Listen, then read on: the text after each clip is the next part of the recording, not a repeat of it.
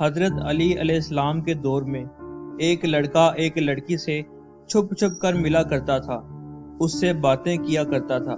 اور جلد ہی یہ بات مدینے میں پھیل گئی۔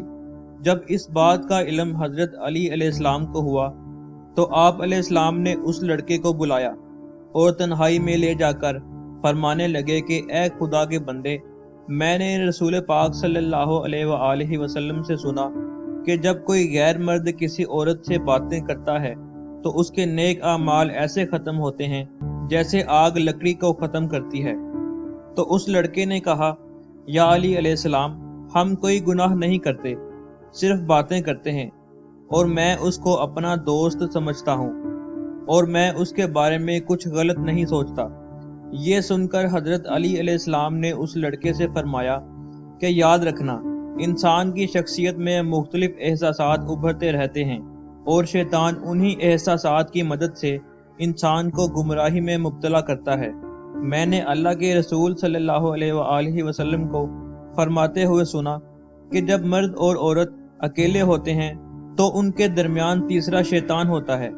اور شیطان کی یہی کوشش ہوتی ہے کہ کیسے نہ کیسے کر کے مرد یا عورت کے دماغ میں ایسے احساسات کو ابھارا جائے جس سے وہ گناہ کی طرف راغب ہوں۔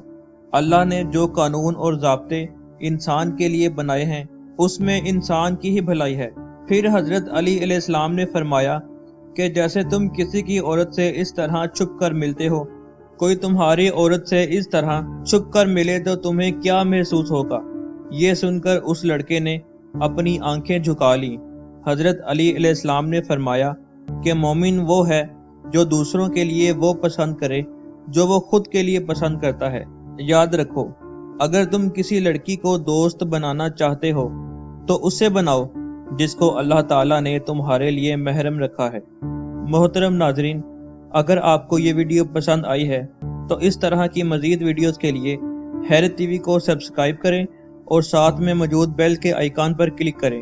تاکہ ہر نئی آنے والی انٹرسٹنگ ویڈیو آپ سب سے پہلے دیکھ سکیں۔ تو ملتے ہیں کسی نیکسٹ ویڈیو میں، تب تک کے لیے اللہ حافظ۔